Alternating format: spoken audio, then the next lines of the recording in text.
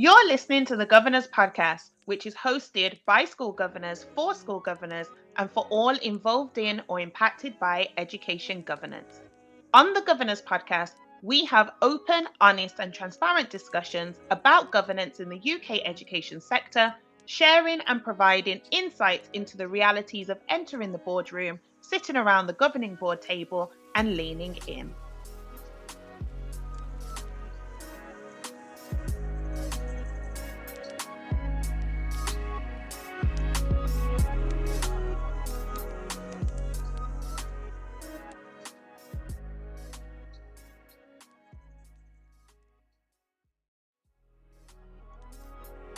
Hello, I'm Sharon Warmington, and as an experienced and qualified governance professional, I support schools and academies at trust and local level in driving governance excellence.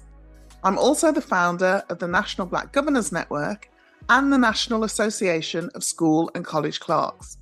Collectively, with sector partners, we work with individuals and organisations seeking positive change at a strategic and operational level. Hey, it's Olivia D. Hines here, an unapologetic millennial Black woman who is changing the face and space of education governance. I specialise in brand management, digital strategy, and generational diversity, bringing governance into the 21st century. I'm purpose-led and people-focused, bridging the gap between the then and the now. And you're listening to the Governors Podcast. Okay, let's get into today's topic. So for this episode and its agenda item, we have invited Paula Thorne to the Governors Podcast and its virtual boardroom to discuss parent governors and Ofsted inspections from Paula's perspective. Paula Thorne is a dedicated parent governor and a driving force for change in her local school community. A native of vibrant East London, Paula's upbringing by teacher parents instilled a deep love for learning. She pursued a degree in fashion design from Winchester School of Art, leading to a successful 15-year career in fashion as a buyer and customer service expert. As a parent governor for 3 years, Paula and her governor colleagues actively shaped the direction of the school through her roles in the Education Committee, Equality, Diversity and Inclusion, and Year 6 Link Governor positions. Join us as we dive deeper into Paula's experiences, her vision for the school's future, and her unwavering dedication to creating positive change within the educational community. Welcome, Paula, and thank you for joining us. We're sure our listeners are looking forward to hearing from another voice within the education governance space. Hi there. Thanks for having me. No problem at all. Our first question, we'll go straight into questions. Our first question really, like all things when you're being interviewed or anything like that, is how long have you been a parent governor and why did you get involved? Okay, so I have been a parent governor now for 3 years. This is my first term and I'm now in my 4th year of my first term. And I became a governor for a couple of reasons, really. Firstly, because my children attended the school and I wanted to get involved in their learning journey. I wanted to get involved in the school that they were attending. I just wanted to be a part, really, of their learning journey. So a bit of background quickly as well about me. I'm a Black British born female. I'm 43 years old. I'm of Ghanaian heritage as well. And I'm actually a daughter of 2 educators. So my mum and dad, both of them are teachers. They both taught in East London. We grew up in East London. And school and education was a very big part of our lives. So to then have the opportunity to be involved in governorship, I thought, this is a great opportunity, to be able to give back to the community in which my children go to school and also in the neighbouring community as to where we live. So we are no longer living in London as well. Where my children attend school is in southeast England in Kent. And it's very, very different to growing up, and obviously living in London. We're in a village school. My children attend a village school, and it's a very small community as well, but it's a very tight-knit community, which is wonderful. Great stuff. I think it's really important that we understand that, and this is a sort of bugbear that I have with governing boards, that sort of see parents as just parents, and not that they are parents, but they're also professionals and skilled individuals in their own right, and they're bringing so much to the table, not just the badge or the banner of being a parent. So I started my governing journey as a parent governor, so I certainly resonate with you in that regard. So thank you.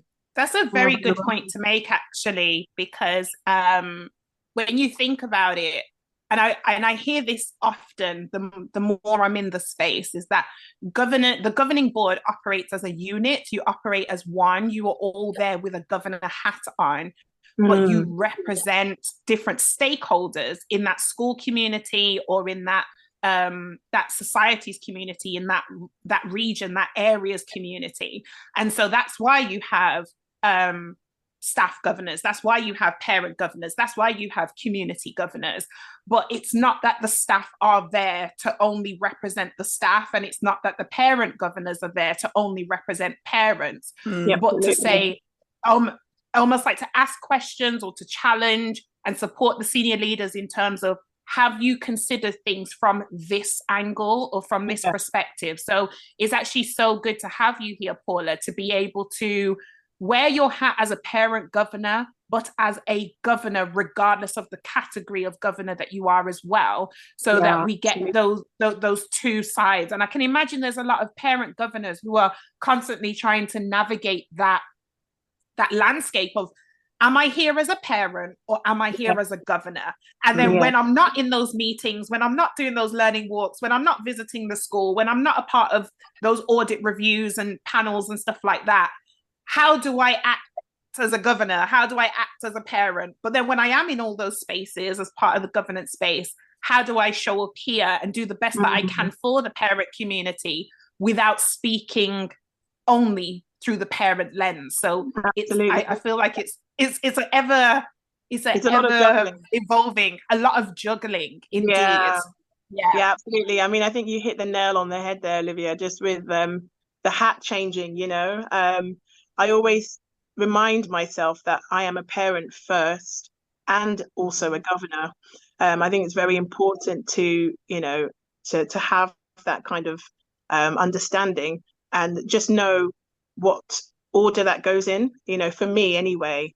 So my involvement as a parent, I'm there to support my children, but then also when I go in as a governor, I'm there to see and support all the children within the school, and I'm looking at it from the viewpoint of how can we best improve the learning and just the education journey for all the children within the school community, not just my own. It's just being able to have a balance. I think it's really finding that balance between the two, because otherwise it can be very top heavy, either one end or the other, and that's not good for governance, I don't believe. I love that point. I love the fact that you clarified that for you, I am a parent first, but I am also a governor. And yes, I'm there because of my children, because obviously that's what makes you a parent governor, having children in the school, or very recently in the school. But you are there to serve all the children in that school community, and that really rings out for parent governors, I hope, and for people who are not parent governors to understand that category of governor even more. So just going a bit further into the parent governor experience, we understand that you've had a recent experience of Ofsted inspection at your school. And so I guess it's just a case of, what is that like? I've never experienced one. Is it as bad, or is there as much anxiety required as everyone else seems to think? There's so much anticipation when you hear Ofsted and Ofsted's coming. So from your own experience, very recent experience this year, what can you tell us?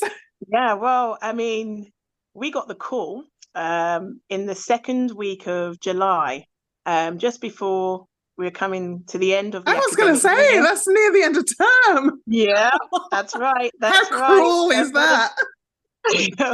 Yeah, I mean, you couldn't spring it on us at a better time, could you really? But yeah, we got the call the second week of July, so we were kind of in that position, I guess, of winding down for the year, for the term. And then it was the chair that notified us by email that Ofsted will be coming in, and therefore who's available, basically, who would be available to come in and speak with the inspectors. So immediately I knew that I was available to come in, and I did want to be a part of that process. I've never been a part of Ofsted before. And our last Ofsted inspection was actually 12 years ago. So we were Wow. graded outstanding 12 years ago. That's right, a long time. And we hadn't had an inspection for a while. So we were anticipating it. We were expecting it. However, I think maybe we were thinking it would be coming in the next academic year, but we Hmm. were always preparing. I think we were always, as a board, just getting ourselves ready, as if they were to turn up tomorrow, we'd be ready.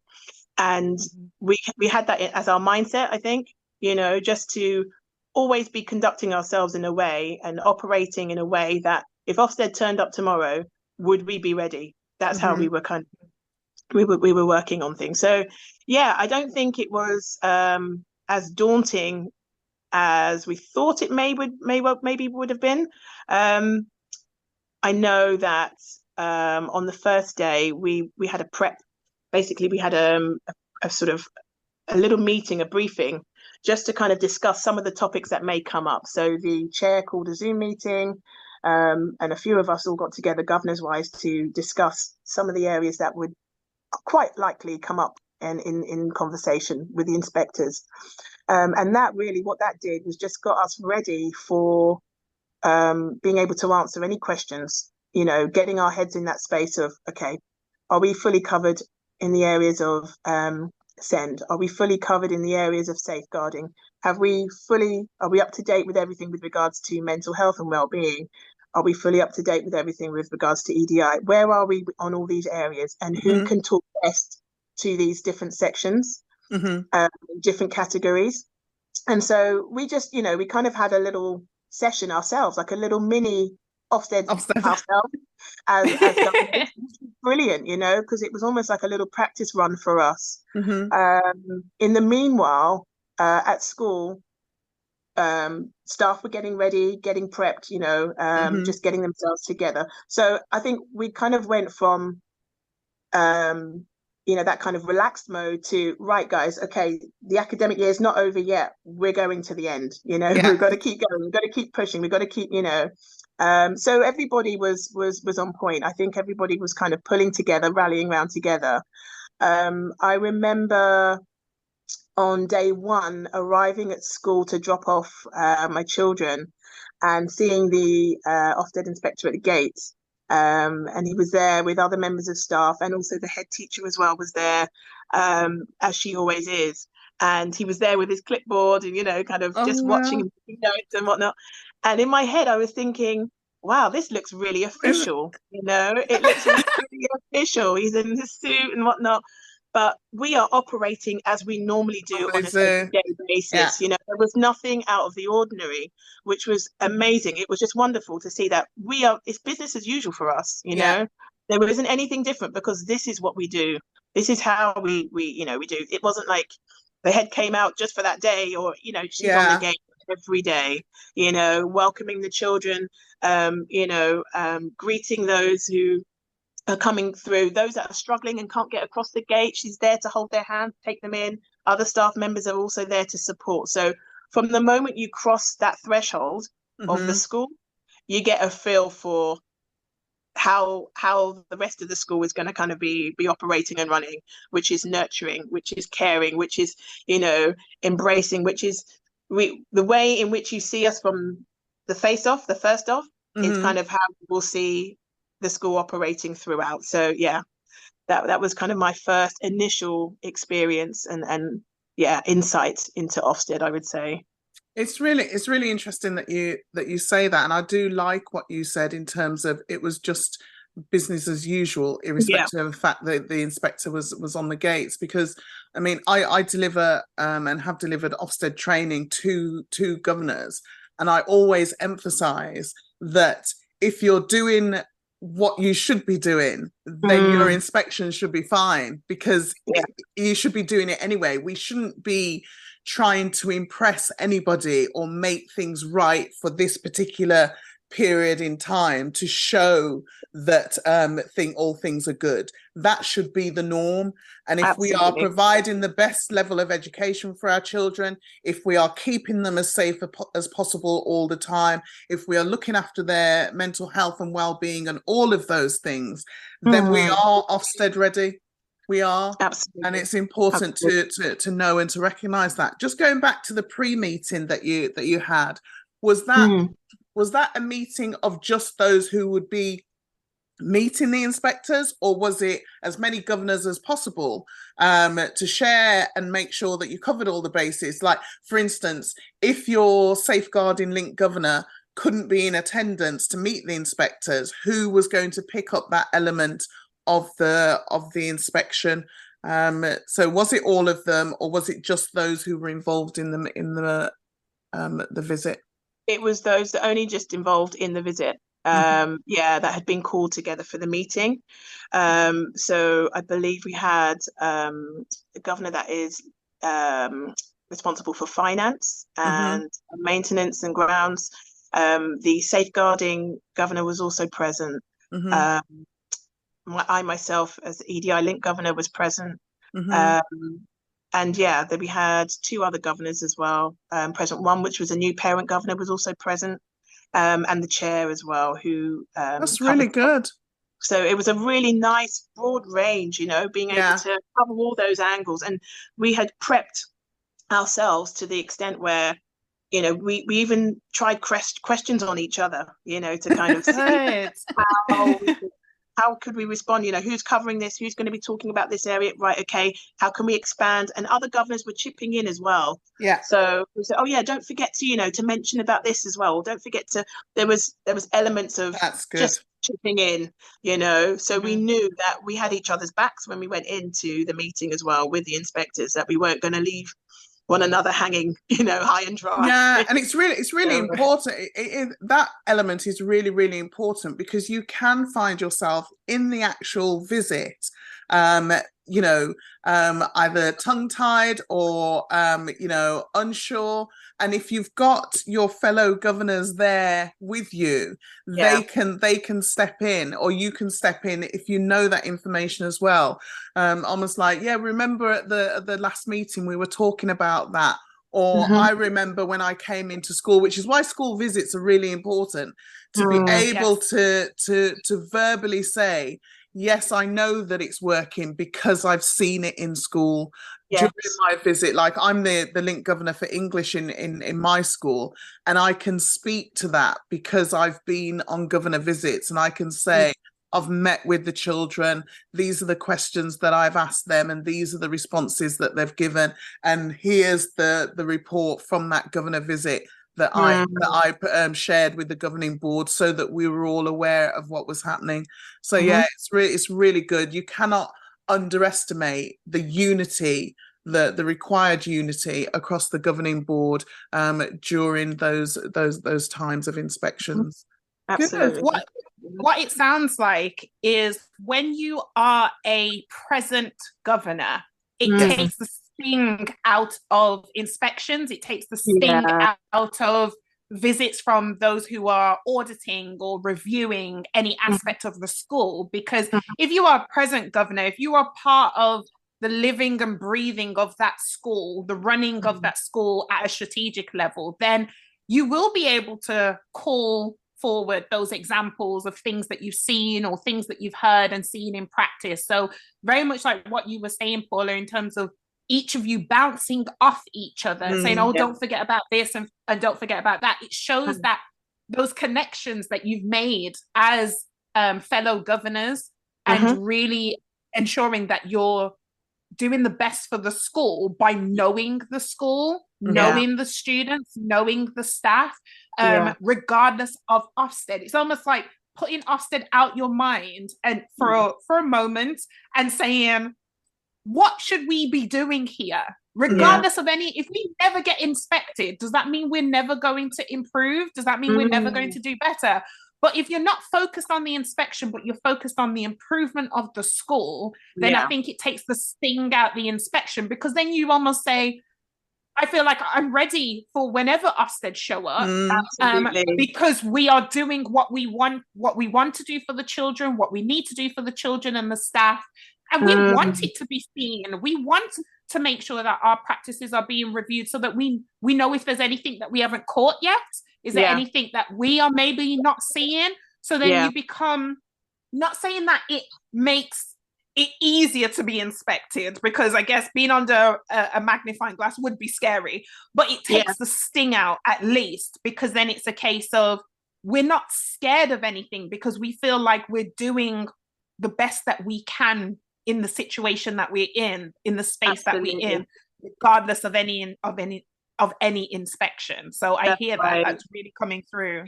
Yeah, I mean, as well, another thing that we did was about a year ago, we had Ofsted training, which we had an external individual come, and in fact, it was online, it was on Zoom. We had a training session with a lady who had been actually an Ofsted inspector, for many, many years. And she just shared her sort of like golden nuggets, I would say, of things that Ofsted look for, but then also things to prepare for as a school. And one of the key points that she mentioned is that it's really important that you understand your school that you're in. You understand the context of your school, you understand your school community, you understand your school policies, making sure that they're all clear and they're all up to date, just ensuring that you have a good overall view of your school. And then from that, you can build as well. You know, understanding the direction in which your school wants to go and how you want to grow, like you just mentioned, Olivia, just now. It's really important that we get to understand where do we see ourselves going as a school? What are our dreams and ambitions for where our school's going over the next 5 years, or so that's why it's really important to understand just where we're heading. And understand the current state of our school as well, because then from that, then we can talk, we can talk with a confidence, we can talk with a knowledge and understanding as well. So yeah, that's really key. I am loving this, because I feel like as a governor who hasn't gone through an Ofsted inspection yet, because they're coming to your school at some point. You just don't know the when. The what is happening. They're coming. You just don't know the when. So I feel like what you've shared, Paula, has really informed me as an individual in terms of how I can prepare personally, and also as a collective with my other governors. I didn't even know so many governors could be represented as part of an Ofsted inspection, and you were listing them, and that I think shows the strength of your board, your governing board. That so many governors are not only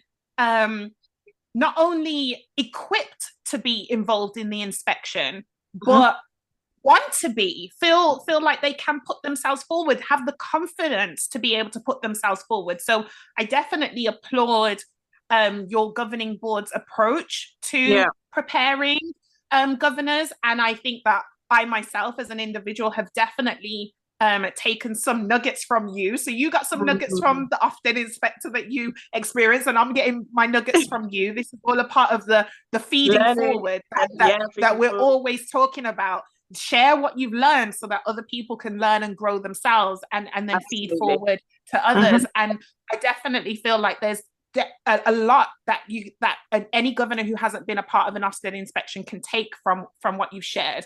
But before we go even further into this discussion, then I think we are going to take a mini break. We're going to hear from our sponsors, Governor Hub, and then we'll come back and we'll hear about the ratings of Ofsted and what that means.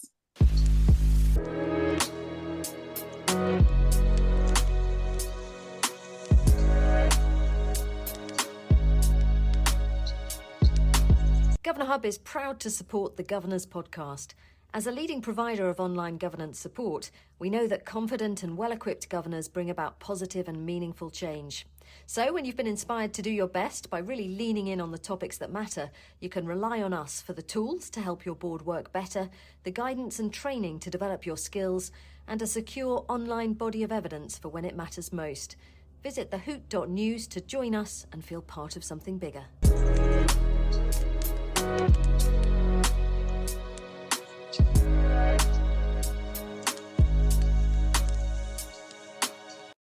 Okay, welcome back. Paula, I just want to delve a bit deeper in terms of your own personal preparation, because I know that one of the things that happens when schools get the call from Ofsted, the assumption may be that you've got to go to those governors who have been there a long time, who know the school really well and all of that. But you mentioned that a new parent governor was part of that visit. And I think that that is important as well, because those who are new to the space, whether it's, whether they've been there a couple of months or 12 months or whatever, they can bring fresh eyes and a different viewpoint. So my main question to you is, how did you personally prepare? So I know you said that you did Ofsted training as a governing board, and that you did the virtual meeting all together, but what was it like walking into that room? What did you have to do? Were you printing lots of information? Did you have it written down? Did you have it on a tablet, or was it all in your head? How did you personally enter that space on the day? And how long was the meeting as well? How long were you in there? That's a really, really good question. Gosh, there's so many ways to answer. Okay, I'm gonna go back a bit. I'm gonna go back firstly to my experience growing up and having an Ofsted come into my primary school. Oh yeah, okay. For me, okay. So I went to primary school when I was it was back in the 80s. So, and I just remember when Ofsted were coming in to inspect us, we were told by, whether it be class teacher, head teacher, we've got to be on our best behaviour. Everything's got to be perfect, pristine and whatnot for the following day. And I just remember feeling a little bit of dread and a little bit of, like overwhelmed with, oh, this sounds scary. We're going to have strangers in the school, like looking around, and we've got to just be perfect, almost. And really, really well. Everything's just got to be tight and put together, like just brilliantly. And so now fast forward to present day, and I'm thinking to myself, okay, Ofsted are coming into the school where my children are at, where any other children also attend. I wonder how it's going to be for them. What's their kind of take going to be on, and how am I going to be in this room now, in this space, as a grown-up, as an adult, relating to inspectors.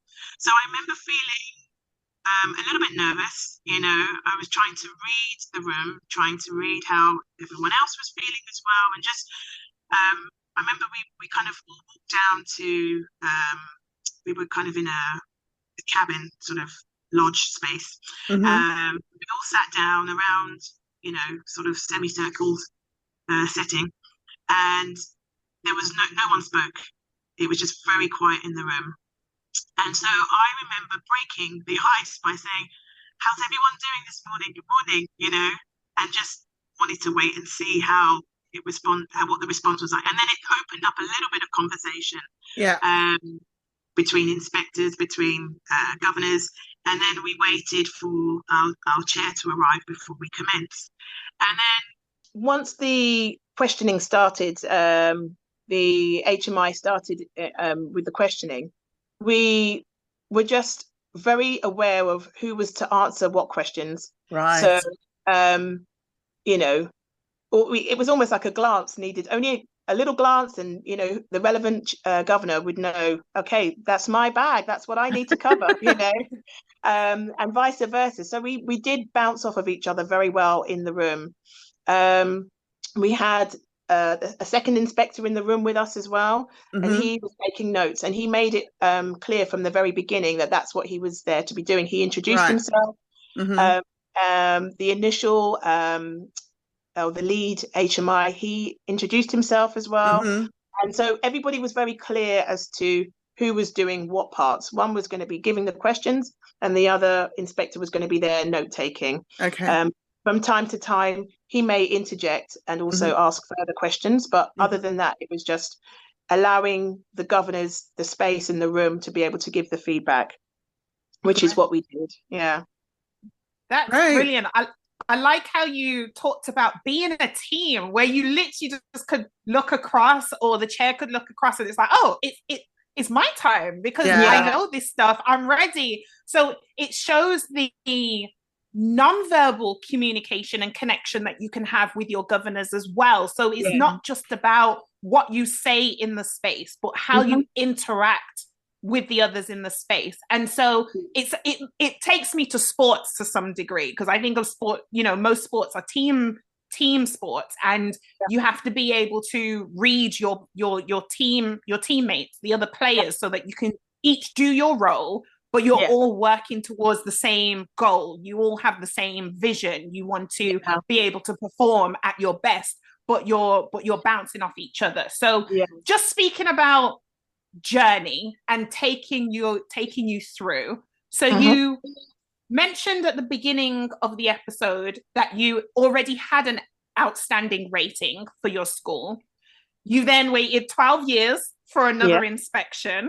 You then go through that inspection for the first time yourself, but then other people are first-time governors or new governors to that space. And then you now achieve an outstanding rating, which I think we should celebrate. We should definitely acknowledge in every category as well, wasn't it? Every category. So under the new framework, I'll go through each one if that's okay. Go ahead. Yes, you can. Yes, you can. There's quality of education, behavior and attitudes, personal development, leadership and management, and early years provision. And every area was outstanding. Wow. Brilliant. Congratulations. I think you should mention your school so that they get full credit for that, because I've not heard of another school under the new framework, post-COVID, all of that, who has achieved that. So, so what school are we celebrating? Well, big shout out to Chollock Primary School in Kent, in Chollock. Woo! Well done. Well done to the staff and the all the governors, and especially to the children, who I'm sure were on their best behaviour as normal. Yes, absolutely. So on the back of that celebration, and I definitely feel like that celebration should continue to propel your school, your governing board, your school's community forward.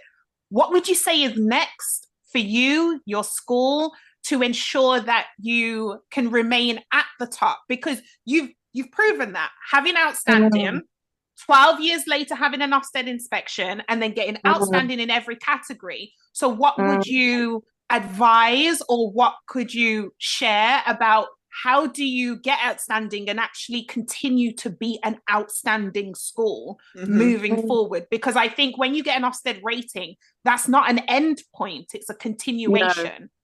So what would you say the continuation looks like for you as a governor and your school as a whole? I think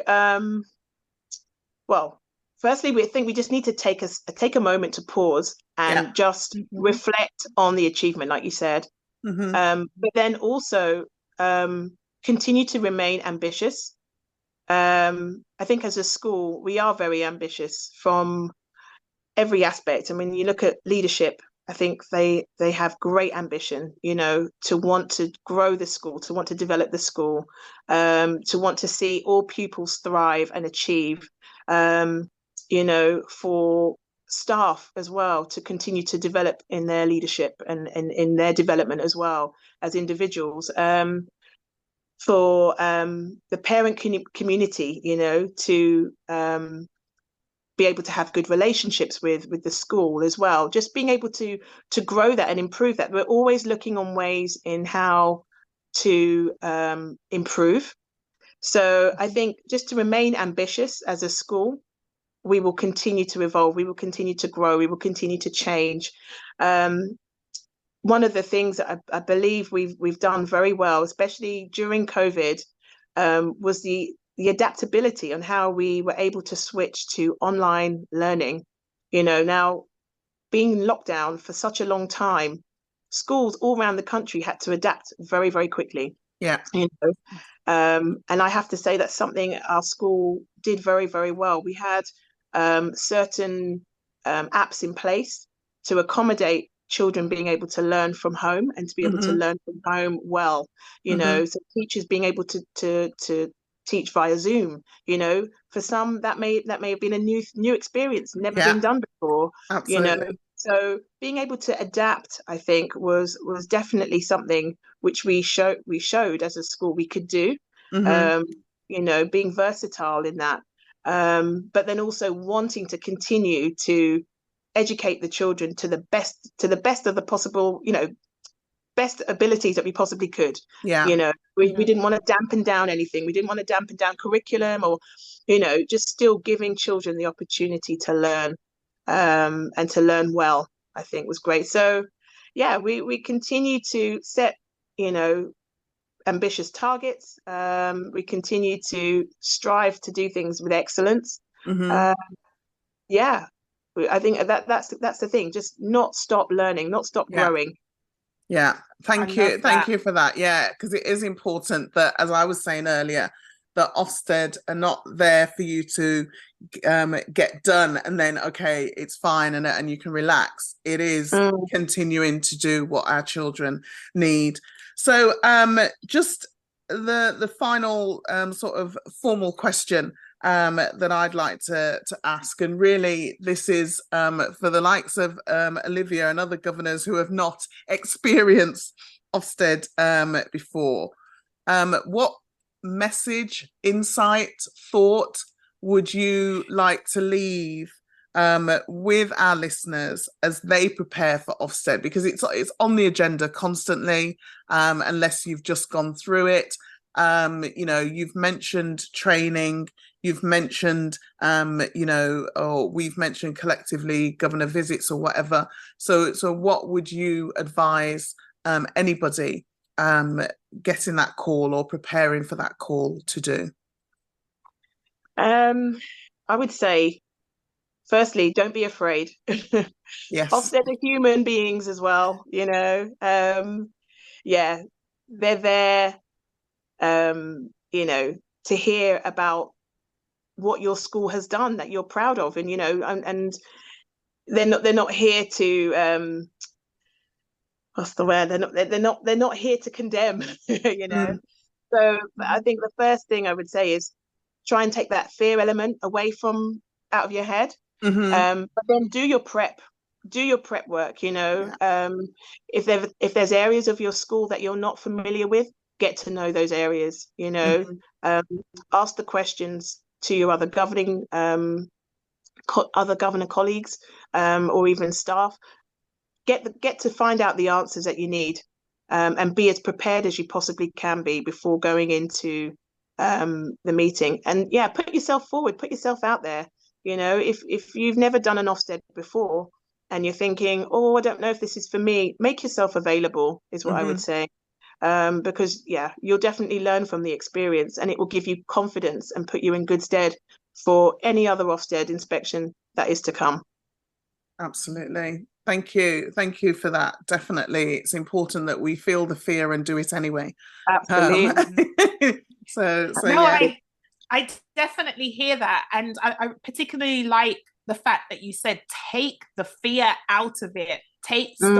Don't let the feeling of being afraid and humanize Ofsted. They're there to do their job as best as possible, and you want to know that your school is being reviewed in a sense where you know where your gaps are, but you also know the things that need to be showcased or should be showcased. You want to be able to tell people this is what we're doing here and this is how it's working, and being able to celebrate that. And as an individual, it is your own development as a as a governor, as your personal and professional development, so that if you've never done Ofsted before, put yourself forward, because all you're doing is increasing your value as a governor as well, which then you can kind of take across to another school, depending on how your governance journey evolves. And you can say you've been a part of an Ofsted process.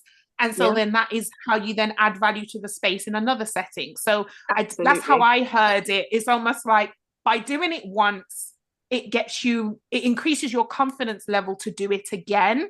And then you do better each time by showing up with more knowledge, more understanding, more experience. It's just like any job. You put yourself forward for the promotion. So yes, there's more responsibility and there's more required of you, but you also increase your own internal value. And think about what you're doing for the school when you put yourself forward. There are students all the time being asked by their teachers to put themselves forward, to raise their hand, to answer the question, to do the homework. I've literally just that's what it is about as a governor. You written it down as your takeaway. My takeaway. Sorry, that's how much we're in sync. So because on that note then, Paula, thank you so much for being a part of the meaty part of the discussion. But what we are going to do now is go into our takeaways. I will see this as almost like the dessert of going out for a 3-course meal. This is the dessert side, what you're kind of going to finish the discussion on. And so we can start with your takeaways if you want to, or if you want a bit more time, then either I or Sharon can go first. But if you have some takeaways, then feel free. Well, see, you want one of us to go first? You've stolen mine, Liv. So you go ahead. You want me to go ahead? Yeah. So my takeaway isn't what I just said. I'll leave that with you. So in terms of my takeaway, it will be for me as a governor to not fear Ofsted. You hear Ofsted and it sounds, I know for a lot of people, sounds like someone who's not a part of the school, the running of the school on a regular basis. And so when they do show up, it can be like you're inhaling. So my takeaway would be to exhale on just the thought of Ofsted, so that I can say, okay, what can I do so that it becomes more comfortable with that uncomfortable idea of them being in the school? Because something that I really resonated with that you said earlier, Paula, is you took us back to when you were a student in a school and what Ofsted meant for you as a student, and everything you were saying when you were learning in the 80s as a student is all the things I experienced when I heard Ofsted was coming into school when I was being educated in the 90s and the early 2000s. Like, Ofsted's coming in, there's a big assembly, Ofsted's coming in, everyone be on your best behavior, wear your uniform correctly, walk around the building quietly and orderly. And we would sit there as pupils, as students, and think, isn't that what we do anyway? Like, why? Who are these people that you want to put on this show, this performance for one day, one morning, 2 days? Isn't this just what is expected of us as a school, to be well behaved, to walk around and treat visitors with respect, you should have any teacher walk into any classroom and be presented with a teaching and learning environment that is conducive for all, and it's not disruptive. And so it shouldn't be just for Ofsted. And so I think it's very much a case of the language that is used around Ofsted in schools, in everyday practice, is the very thing that's creating those fears.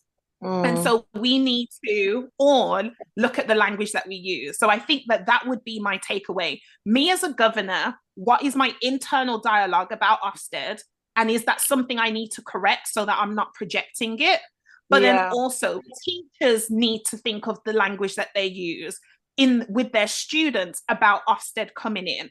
And teachers need to, and senior leaders need to think about the language they use in terms of preparing governors, or some schools not preparing governors enough for when Ofsted is coming in, so that we take the Ofsted out and say, what is our expectation or our standard here, full stop. Not a case of just for this external third party. No, it should be anyone, because technically schools get visitors all the time. All the time. Yeah, that's right. All the time. And you don't know, when we were talking about hats earlier, you were talking about wearing your parent hat versus wearing your governor hat. And Sharon and I are always talking about hats as well. Imagine there's an Ofsted inspector that is a parent to someone somewhere. So they can walk into a school as a parent, but you don't know that in their full-time life, they are an Ofsted inspector to another school. You don't know what hat people are wearing when they walk into your space. So really know how you're going to show up each time you're in that space, and really clarify, be careful of the language that you're using, because language creates perception and perception creates reality. Yeah, that's brilliant. That's such a good, That would be my takeaway. I think you've taken all of our takeaways away. I think you have. Yeah. I think you have. Any final comment from you though, Paula? Feel free. I mean, I just want to read a little excerpt of what was written about us and us as a school. So what was written by the inspectors in our report was: pupils thrive and pupils prosper. Pupils are happy and they're keen to learn. Pupils build resilience. The governors are a positive presence in the school and they communicate well with pupils and staff. I'll read that again. Governors are a positive presence in the school and communicate well with pupils and staff. And I think for me, what that just speaks volumes in the sense of what the inspectors saw on the days that they came in was our reality on a day-to-day. They just got a snapshot of what is our reality on a day-to-day. So I love that. I love that kind of just overall summary of what they saw is what we live out every day as a school. And that reinforces your role and why you do what you do. And thank you so much for that. Thank you. So as my takeaways have been taken, I'm just going to close. I think this is the first time I haven't got a takeaway. But you have. My takeaway is that I think that it's important for us as governors to not be afraid. We can represent our schools in those situations. We can be honest and open. Where there are challenges, be honest about those challenges. Where there are successes, wear them like a badge of honor throughout the visit and contextualize everything. I'm a trustee in an alternative provision. So, if attendance is low, the context is that the children in that context are non-attenders from mainstream. And that's one of the reasons why they're in an alternative provision. So that's why the attendance is different. So, contextualize everything. Paula, thank you so much for your insight, your time. I know it has been extremely valuable for us and will be for our listeners. Just peeling back some of the layers of the realities of literally sitting around the Ofsted inspection table and leaning all the way in. So thank you so much for joining us. Thank you. Pleasure. Thank you.